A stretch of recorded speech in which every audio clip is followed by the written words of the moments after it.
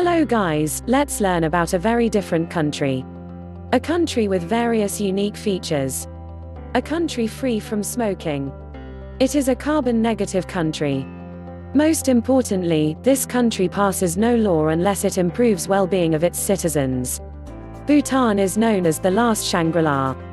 It is a remote Himalayan nation. It is rich in natural beauty. It is a special country with Buddhist culture. It is the country where national happiness is prioritized over economic growth. On the eastern edge of the Himalayas, the country is nestled between India and Tibet. There lies the tiny nation of Druk Yul. It is better known as Bhutan. In Bhutanese, the name means land of the thunder dragon, a nod to the violent storms that pound the rugged mountain peaks and flood the lush valleys. News from CNN by Sandy Lamotte. All photos may not represent the story. Watch to become bilingual, as this video is especially made for English learners. Bhutan is fiercely proud and protective of its traditions. It has been closed to outside influences for centuries. The nation only opened its doors to tourism in the 1970s. It has decided to take a unique approach to westernization. It has created a concept known as the Gross National Happiness Index. This is the photo of Bhutan Prime Minister Dr. Latai Chering. He took office in November 2018. The Prime Minister loves more to treat patient in hospital once in a week than to sit in his office. With pride and confidence he said, "We in Bhutan are very unique, our democracy is very, very unique, in the sense we all are grounded very strongly by our national values. We do not put personal interest ahead of national interest. When we say gross national happiness, it is not the celebrative ha-ha, ho-ho kind of happiness that we look for in life," Latai explained. It only means contentment, control of your mind, control of wants in your life. Don't be jealous with others, be happy with what you have, be compassionate, be a society where you can be more than happy to share. Our king rightly calls gross national happiness as development with values, Latai continues. If the policy does not have a good amount of happiness index, if the policy is not every environment friendly, if the policy will not be able to ensure that it will result in the well-being of Bhutanese, that policy will never be approved in the country. Gross National Happiness. The Center for Bhutan and GNH Studies is responsible for administering Bhutan's Gross National Happiness surveys. They ask questions such as, "How happy did you feel yesterday?" and "How often do you practice meditation?" They measure 9 key areas of happiness every 5 years: psychological well-being, health, education, good governance, ecology, time use, community vitality, culture and living standards. 2 surveys have been conducted so far, in 2010 and 2015, with another one due next year. In this photo you see the house of a working farm. It sits in a valley nestled in the mountains near the eastern Bhutanese town of Paro. The 2015 survey sampled more than 7,000 Bhutanese from across the country. It yielded some interesting results. The harder components like living standard, health, access to health or access to education and so on, they're improving in Bhutan, said T. Shoki Zangmo, a researcher at the center. But the softer components like psychological well-being or the trust indicator that we have in our community vitality domain, those were deteriorating, she added. The trust indicator within urban areas in the country, they were deteriorating. That's right. Bhutan is not the happiest country in the world. It actually ranks 95th out of 156 countries in the 2019 World Happiness Report. Much of that has to do with the nation's poverty, and the challenges of bringing economic and social equity to a predominantly agricultural society. Much of the rural population relies on subsistence farming in a high mountain environment that is vulnerable to climate change. Rugged terrain, frequent floods and landslides hinder development, urban-rural connectivity is poor.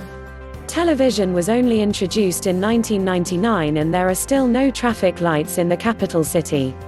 There's another misunderstanding, that Bhutan has claimed that we're the happiest country, said T. Shoki. I don't think we're the happiest country.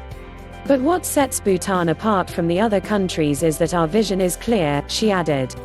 Our vision is to reach a state where societies have all the enabling conditions intact, not only the economic aspects but the other aspects as well, such as the environment, the community, having access to health and education and so on. Dr. Prime Minister one only needs to follow 50-year-old Latai to see the Bhutanese way in action. He exercises daily, but one day is special. Every Thursday he steadily pedals up a steep hill outside Thimphu, Bhutan's capital city. His goal is the 169-foot-tall Buddha Dodonma statue, one of the largest in the world. His mission is twofold: exercise to strengthen his body, and prayer and meditation to strengthen his mind. In this photo you see Prime Minister Dr. Latai Tshering. He is praying outside of Buddha Dodonma. When we say stronger, it just does not mean the muscle strength, Latai says. It means the mental strength, the strength of your neurons. So those are the ingredients to help your neurons to be very strong. After his bike ride, the Prime Minister makes his way to the hospital for rounds. As a urologist and surgeon for more than 20 years, being a doctor is an integral part of what makes him happy. Therefore, he makes time on Thursdays and Saturdays to pursue his passion, which just happens to reflect his values. In this photo you see Bhutan's Prime Minister as a boy on his family farm. Since I come from a traditional family, I always thought we should help others, Latai says. I thought being religious is the way forward, so on that note I really wanted to be a monk. My mother said, why not be a doctor so that you can be really of help to the needy ones, and so I decided to be a doctor.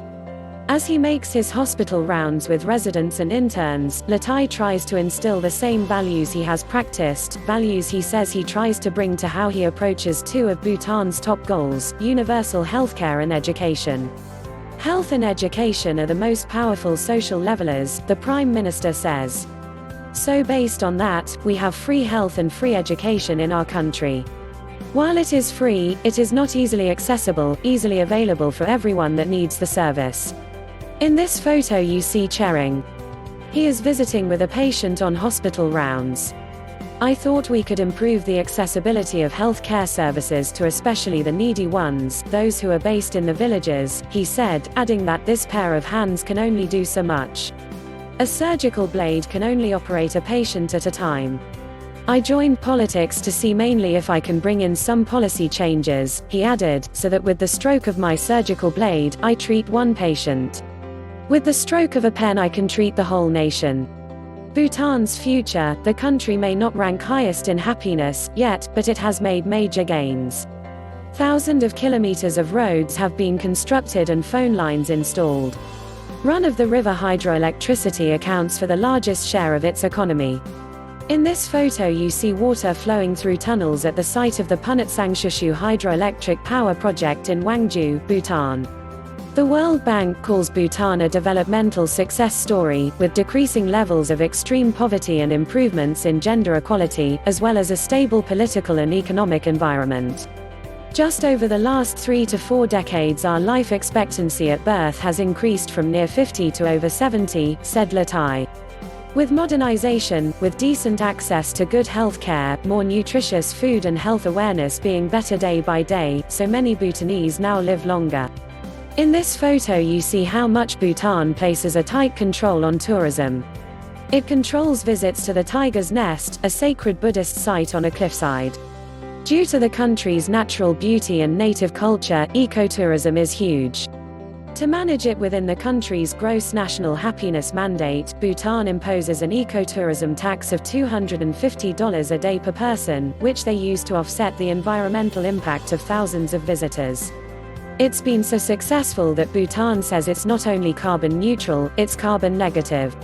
The country has long partnered with the World Wildlife Fund to protect native wildlife in numerous parks. Plastic bags have been banned since 1999. Tobacco has been banned since 2005, making Bhutan the world's first smoke-free nation. The Bhutanese constitution mandates that at least 60% of the country remain under forest cover. Right now, said Latai, they are at 70%. In this picture you see a monastery. It is on a hilltop in the Har Valley, Bhutan. The valley was off limits to tourists until 2002. Despite the need for economic growth, the Prime Minister is confident those priorities will not change for the Bhutanese people. When we know that monetary wealth and material wealth will not translate to what you actually want in your life, peace of mind and happiness, then why should we target that as our main objective? We have to think about the next generations to come, he added. So, these are the values of gross national happiness that we practice. That's why economically we may not be doing very well, because all those checks and balances will ensure that whatever we initiate will be sustainable, will be for generations to come. CNN's Samantha Bresnahan and Shugam Pokharel contributed to this report. Please subscribe to my channel. Thanks for watching.